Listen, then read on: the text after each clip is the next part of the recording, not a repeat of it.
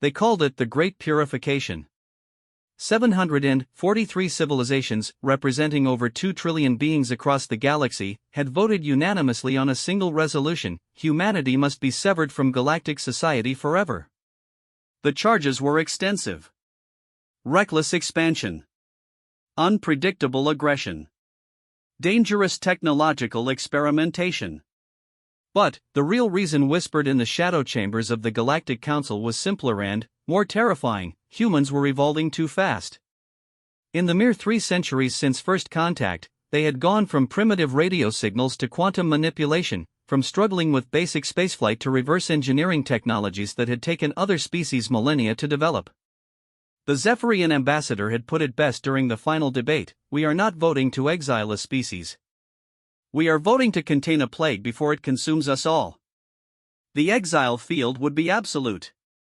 An impenetrable barrier around the Sol system, cutting off all trade, communication, and travel. Humanity would be left to stagnate in their cosmic prison until they either destroyed themselves or learned their place in the natural order. What the Council didn't understand was that they hadn't exiled humanity. They had freed them.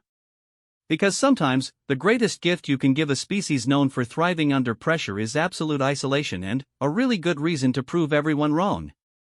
And humanity was about to remind the galaxy why apex predators are most dangerous when cornered.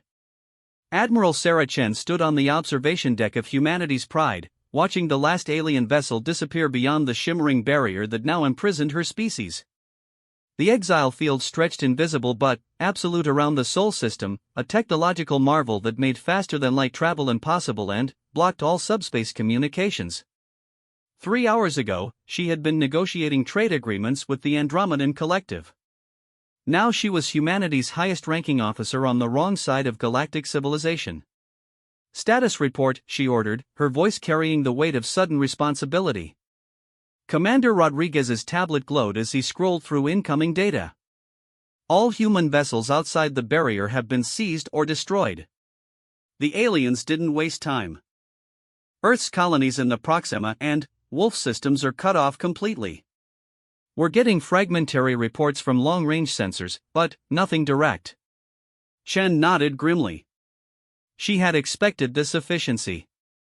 The vote hadn't been close. 743 civilizations voting yes, 0 voting no, with humanity abstaining because they hadn't been allowed to participate in their own trial. What about our technological assets? That's where it gets interesting, Admiral. Rodriguez's expression shifted from grim to something approaching hope. The aliens focused so heavily on containing us that they forgot to confiscate what we'd already learned. We've got complete technical specifications for Zephyrian quantum drives, Andromedan biocomputing systems, and Ketheri energy weapons. Plus all the research data from our joint projects. Chen felt a cold smile form on her lips. In their rush to cage the dangerous humans, the galactic community had locked themselves out of their own cage with the prisoner. How long until we lose orbital infrastructure? The aliens cut off all supply lines, but our manufacturing capabilities are intact. Luna Base can maintain itself indefinitely, and the asteroid mining operations in the belt are fully automated. We're not going to starve or suffocate, Admiral. We're just going to be very, very alone. The word alone echoed through the observation deck. For 3 centuries, humanity had been the newcomers, the junior partners, the species that needed guidance from their wiser, older galactic neighbors. They had accepted limitations on their expansion, restrictions on their research, oversight of their military development. All in the name of responsible integration into galactic society. Now the training wheels were off. "Get me a direct line to Earth," Chen commanded. "And start pulling together everyone with advanced degrees in xenotechnology. We're going to have some studying to do." The next few weeks transformed from crisis management into the largest scientific undertaking in human history. Dr. Elizabeth Hawkins, formerly the liaison to the Zephyrian Research Council, found herself leading a team of 300 scientists through Zephyrian quantum mechanics.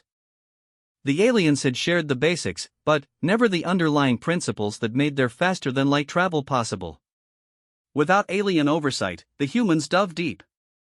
The quantum field manipulation isn't actually creating a tunnel through space, Hawkins explained to her team during one of their marathon sessions. It's convincing reality that point A and point B are the same location. The Zephyrians never told us that part because they thought we weren't ready for the philosophical implications. What philosophical implications? Asked Dr. Patel, the team's theoretical physicist. That reality is apparently very gullible. The breakthrough came on day 23 of the Exile. Hawkins' team had been working 18-hour shifts, fueled by coffee, curiosity, and the unique human trait of refusing to accept that something was impossible. They had taken Zephyrian quantum drives apart molecule by molecule, mapped every component, and then started improving them. The first test was small. A quantum field generator the size of a briefcase, mounted on a probe designed to travel from Earth to Mars in 30 minutes instead of months. The probe vanished.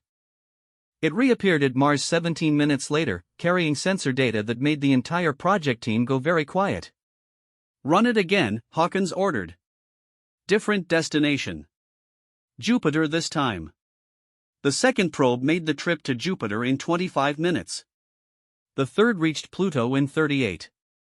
Each journey should have been impossible with current human technology, and barely possible with Zephyrian drives. We're not just matching their performance, Dr. Patel said, staring at the data with something approaching awe. We're exceeding it by orders of magnitude. How? Hawkins pulled up the comparative analysis she'd been afraid to look at too closely. Because we're not trying to make their technology work better. We're making it work differently. The Zephyrians approach quantum manipulation like surgery. Precise, careful, minimal intervention. We're approaching it like humans, Commander Rodriguez finished, having joined the science team after Admiral Chen assigned him as military liaison. Like humans, Hawkins agreed. We're brute-forcing solutions they never imagined because they were too sophisticated to try them. The implications were staggering. If humanity could improve on Zephyrian technology this dramatically in less than a month, what could they accomplish in a year? A decade? More importantly, what had they been capable of all along, before alien advisors convinced them to develop responsibly? Admiral Chan reviewed the quantum drive data from her flagship, feeling a mixture of excitement and cold fury building in her chest. The aliens hadn't just exiled humanity. They had sabotaged them. For 3 centuries, every major human innovation had been guided, limited, and controlled by species who claimed to have humanity's best interests at heart. How much of our technology is running at artificial limitations? She asked the assembly of department heads gathered in her conference room. Dr. Hawkins looked uncomfortable. Based on what we've discovered so far. Most of it. The fusion reactors Earth uses are rated for about 10% of their actual capacity. Our materials science is decades behind what our own research suggests is possible. Even our artificial intelligence systems have built-in restrictions that serve no technical purpose. They've been keeping us in intellectual chains, Chen said, her voice carrying a dangerous edge. Training us to think small, to ask permission, to accept that we're not ready for advanced concepts. The question is what we do about it, said Colonel Martinez, head of military research. Do we continue following their safety protocols, or do we find out what humans are really capable of? Chen looked out through the conference room's viewport at the barrier surrounding their system. Invisible, impermeable, and, according to every galactic expert, permanent.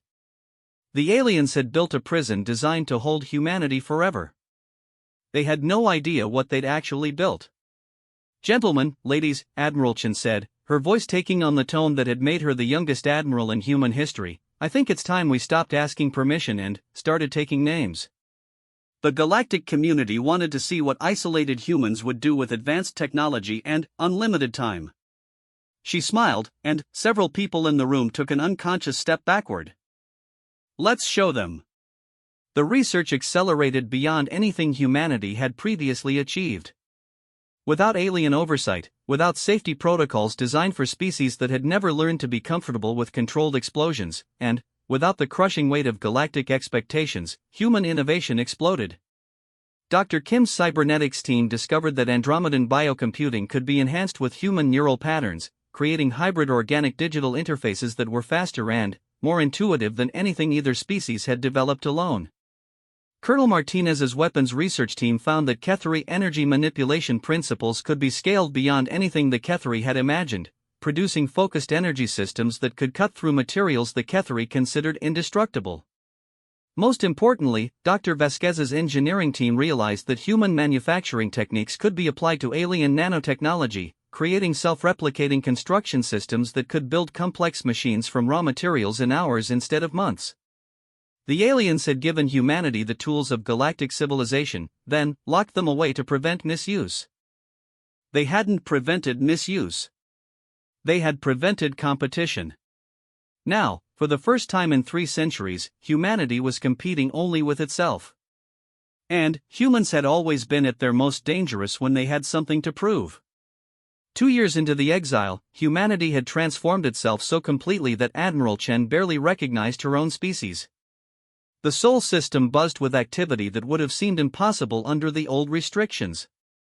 Asteroid mining operations had expanded exponentially, feeding raw materials to construction fleets that built at speeds that defied galactic engineering standards. What had once been empty space between planets now hosted research stations, manufacturing hubs, and experimental facilities that pushed the boundaries of known physics. Chen stood in the command center of New Geneva Station, humanity's latest achievement. Built in the asteroid belt using a combination of Andromedan bioarchitecture and human manufacturing techniques, it was larger than most alien capital ships and had been constructed in 3 months.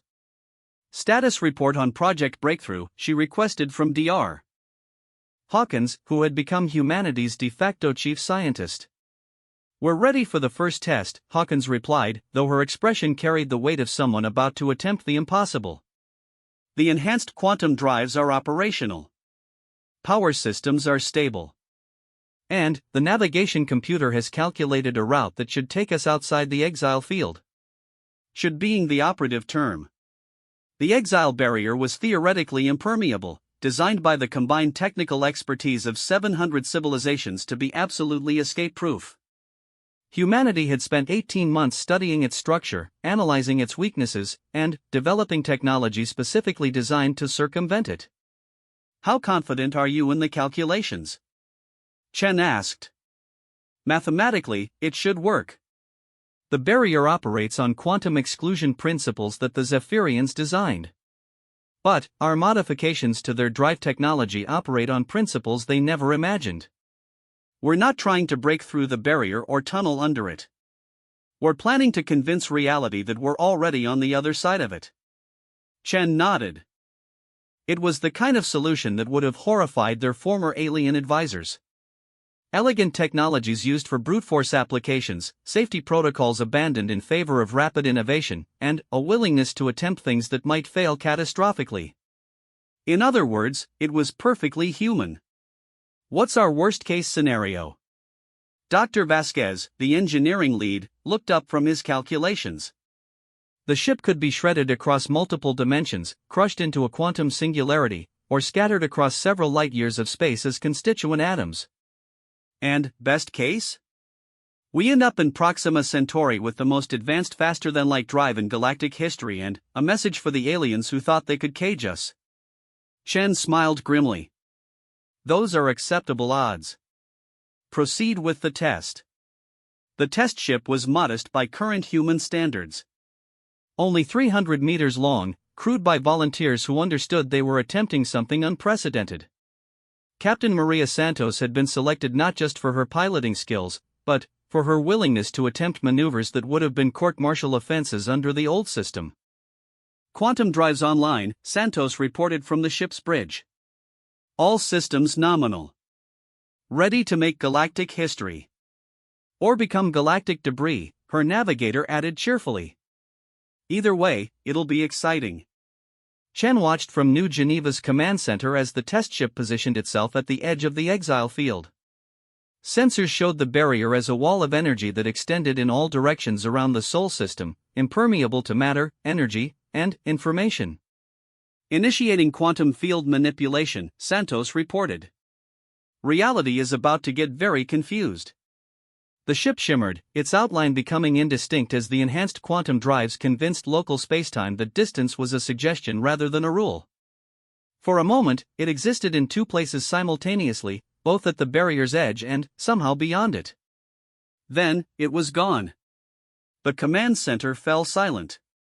Sensors showed empty space where the ship had been. No debris, no energy signature, no indication that a vessel had ever been there. Did we lose them? Someone whispered. Chen's communication panel chimed. The incoming signal was faint, distorted, and carrying subspace frequencies that shouldn't have been able to penetrate the exile field. New Geneva, this is Captain Santos. We are outside the barrier. I repeat, we are outside the barrier and approaching Proxima Centauri. The enhanced drive systems are functioning beyond all expectations. The command center erupted in cheers, but Chen raised her hand for silence. Success was only the beginning. Captain, what's your sensor reading on the barrier from the outside? Admiral, you're not going to believe this. The barrier isn't just containing us. It's hiding us. From our position, the Sol system appears to be empty space. No planets, no sun, no indication that anything exists inside the field. Chen felt a cold realization settling over her. The aliens hadn't just imprisoned humanity. They had erased them from the galaxy, making it appear as though the Sol system had never contained intelligent life. Captain, proceed to the nearest alien outpost.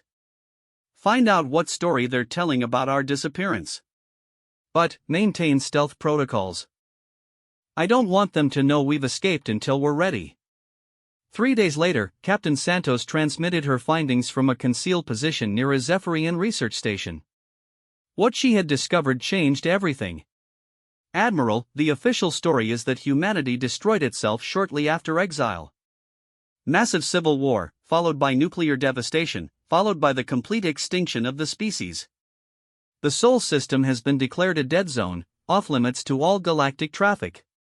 Chen absorbed this information with growing anger. Not only had the aliens imprisoned her species, they had declared them dead to cover up their actions. What's the reaction among the alien populations? Mixed, from what I can monitor. Some species are celebrating the elimination of the human threat. Others are expressing regret about the necessity. But, Admiral, there's something else. Something important. Chen waited. The galactic economy is collapsing. Apparently, humanity was providing more essential services than anyone realized. Mining operations, manufacturing techniques, agricultural innovations. The aliens are trying to replace human contributions, but they're failing badly. Entire star systems are experiencing resource shortages. Chen looked around the command center, seeing her own realization reflected in her officers' faces. Humanity hadn't been junior partners in galactic civilization. They had been essential partners, providing services and innovations that other species couldn't replicate. They didn't exile us because we were dangerous, she said slowly. They exiled us because we were irreplaceable. And now they're learning what happens when you remove an essential component from a complex system. Dr. Hawkins looked up from her analysis station. Admiral, if they're experiencing systemic failures, they might be desperate enough to negotiate. We could offer to return to galactic society under better terms. Chen considered this for a moment, then shook her head. Doctor, I think you're missing the bigger picture.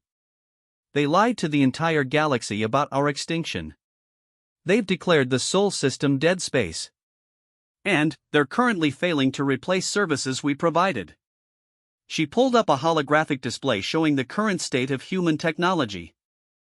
Quantum drives that outperformed alien equivalents, manufacturing systems that built faster than galactic standards, weapons that could outmatch Ketheri military hardware, and cybernetic interfaces that surpassed Andromedan biocomputing. We're not going back to galactic society, Doctor. We're going to replace it. The next phase of human development accelerated beyond even their previous pace. With proof that they could escape the exile field at will, humanity began establishing hidden outposts throughout the galaxy. Small research stations in dead systems, mining operations in regions aliens considered worthless, and manufacturing hubs that could produce advanced technology without detection. Captain Santos led the exploration efforts, commanding a fleet of ships equipped with enhanced stealth systems and quantum drives that could outrun anything in the galactic arsenal. Her crews mapped alien territories, identified strategic resources, and established supply networks that operated completely outside galactic awareness. Meanwhile, Dr. Hawkins' research teams continued their technological revolution. They discovered that human genetic diversity, once considered a disadvantage by alien standards, actually provided unique advantages in operating hybrid technologies. Humans could interface with Andromedan biocomputing more effectively than Andromedans, manipulate Zephyrian quantum fields more precisely than Zephyrians, and scale Ketheri energy systems beyond Ketheri capabilities. The aliens had been wrong about human evolution being dangerously fast. It wasn't fast. It was adaptive. Humans didn't just learn alien technologies, they improved them by applying human perspectives that alien minds couldn't imagine. Dr. Vasquez's engineering teams began producing ships that incorporated technologies from dozens of species, optimized through human innovation and manufactured using techniques no alien civilization possessed. These vessels could outrun Zephyrian scouts, outgun Ketheri battleships, and outthink Andromedan command systems. But Shen's most important discovery came from intelligence gathered by hidden monitoring stations throughout the galaxy. The economic collapse following humanity's supposed extinction was worse than initial reports suggested. Agricultural worlds were failing without human farming techniques. Manufacturing centers couldn't maintain production without human engineering solutions. Even interstellar communication networks were degrading without human maintenance protocols. The galactic community had built their civilization around human contributions without realizing it. Now they were slowly falling apart while maintaining the fiction that humanity had never been essential to their success. Admiral, Commander Rodriguez reported during a strategy meeting, our intelligence assets suggest at least 40% of alien star systems are experiencing critical resource shortages. Some species are beginning to question the official story about human extinction. Shen studied the galactic situation map, seeing opportunity in the growing chaos. How long until complete systemic failure? At current rates, 18 months. Maybe less if the agricultural failures spread. Shen made her decision with the cold calculation that had made her an admiral at 35. Gentlemen, ladies, I believe it's time we reminded the galaxy that reports of our death have been greatly exaggerated. She turned to address the full assembly. Begin Phase 2. I want manufacturing stations operational in 50 star systems. I want our stealth fleets positioned at every major trade route. And I want our diplomatic corps prepared to make contact with species who are ready to hear a different story about human extinction. Dr. Hawkins looked concerned. Admiral, are we talking about revealing ourselves to the entire galaxy? Doctor, we're talking about replacing the entire galaxy. The aliens wanted to remove the dangerous humans from their perfect civilization. What they actually did was give us time to build a better one. Shen's smile carried the promise of change that would terrify the species who had voted to exile humanity. They're about to learn what happens when you cage an apex predator species and, then, forget to check if the cage is still locked. 5 years after the exile vote, Zephyrian Council leader Vorth stood before the emergency assembly, watching 700 civilizations descend into panic as their perfect galaxy crumbled around them. The agricultural crisis has reached critical levels, reported the Andromedan representative, his bioluminescent patches flickering with distress. 17 star systems are facing complete crop failure. Our biocomputing networks can't replicate the human farming algorithms we apparently became dependent on. Manufacturing output is down 60% across all sectors, added the Ketheri delegate, her energy-based form pulsing with frustrated reds and oranges. Without human engineering insights, our production facilities are operating at pre-integration levels. Vorth absorbed these reports with growing dread. The exile of humanity was supposed to have solved their problems, not created worse ones.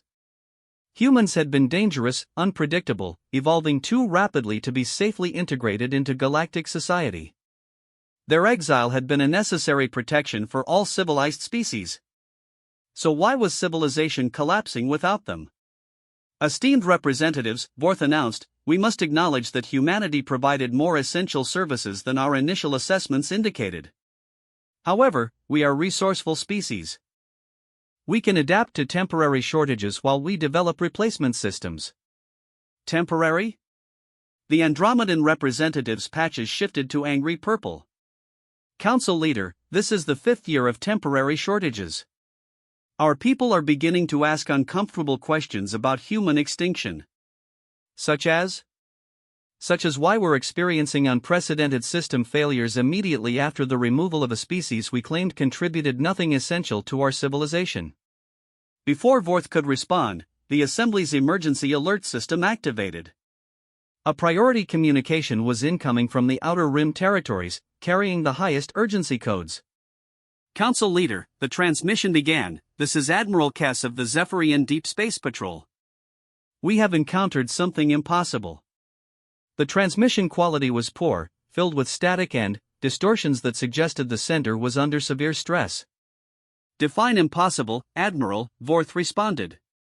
We have made contact with human vessels, Council leader.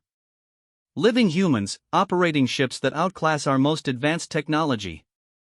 They claim to represent something called the Human Systems Alliance. The Assembly fell silent.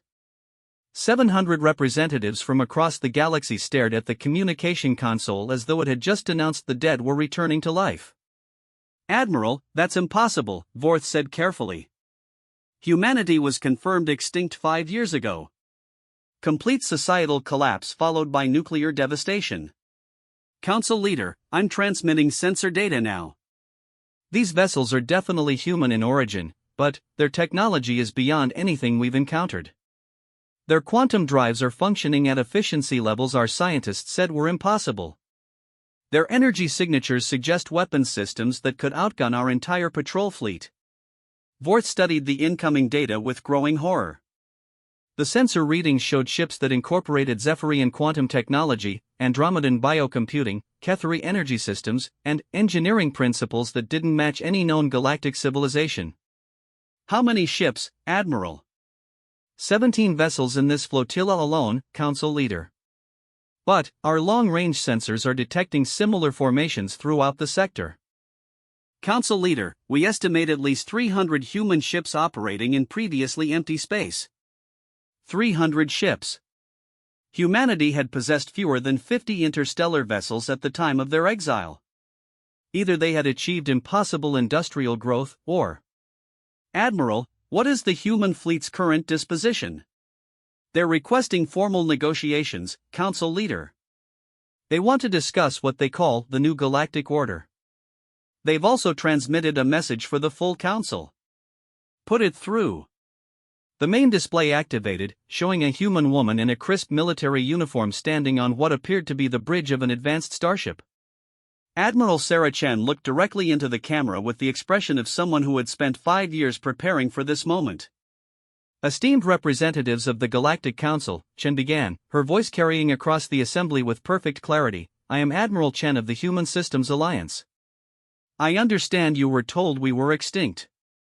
The camera pulled back slightly, showing the sophisticated command center around Chen. Holographic displays showed star charts that covered regions far beyond the Sol system, tactical information on hundreds of vessels, and resource management data suggesting an industrial capability that matched major galactic powers. As you can see, reports of our extinction were greatly exaggerated. We've spent the last 5 years developing new territories, establishing trade networks, and building the foundation for humanity's return to galactic affairs. Vorth felt a cold understanding settling over him. The humans hadn't died in their exile.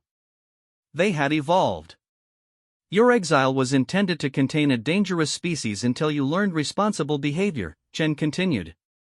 Instead, you gave us 5 years of unrestricted development, access to all the technologies we had acquired during our time as galactic citizens, and the motivation that comes from being betrayed by allies we trusted. The camera angle shifted, showing more of the ship's interior. Human crew members worked alongside interfaces that clearly incorporated Andromedan biocomputing technology, but modified with human innovations that made them faster and more intuitive than the originals. During our exile, we discovered something interesting. Almost every technological limitation we had accepted as necessary was actually artificial. Our fusion reactors could operate at 10 times their rated capacity. Our manufacturing systems could build at speeds you told us were impossible.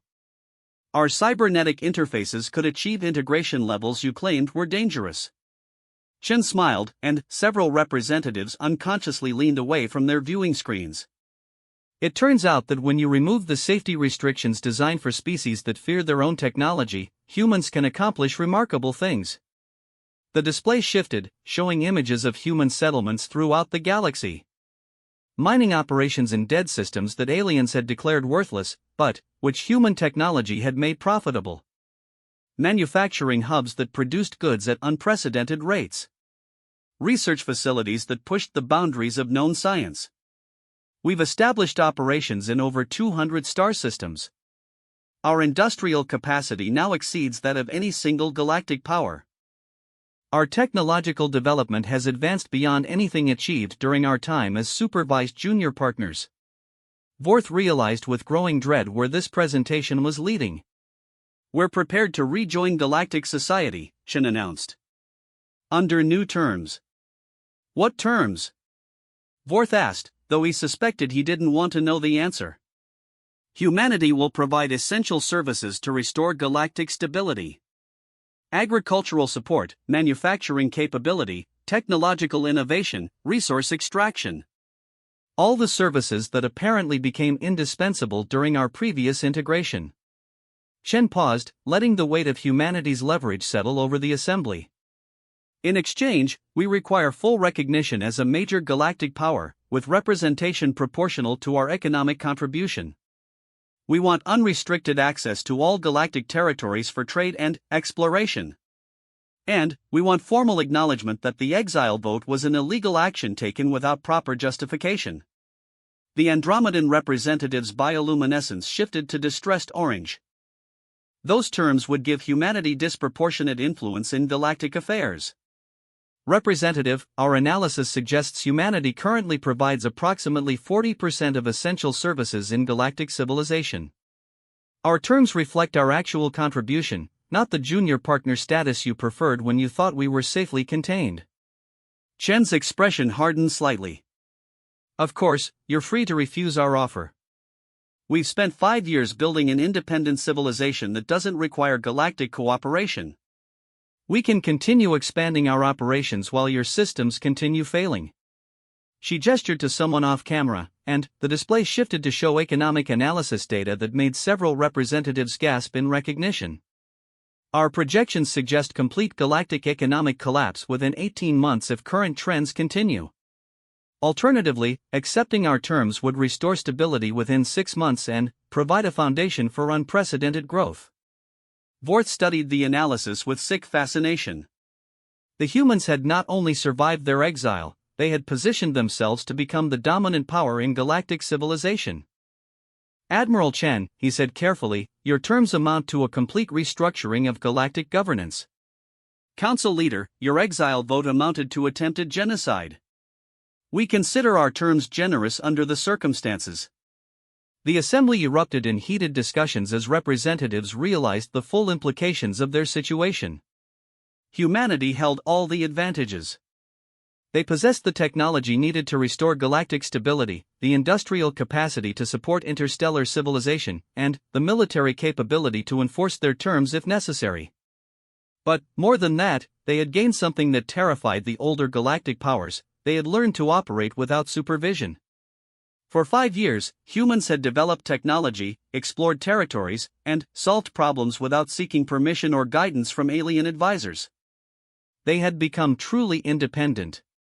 Admiral, Vorth said finally, if we accept your terms, what assurance do we have that humanity won't use its position to dominate other species? Chen's smile returned, colder than before.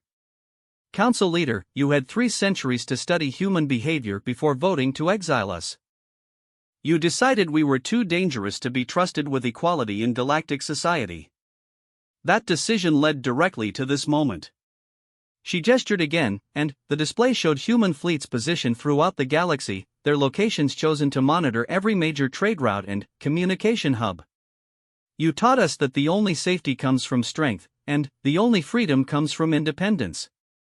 We learned those lessons very well during our exile. Chen leaned forward slightly. The question isn't whether humanity will dominate galactic affairs.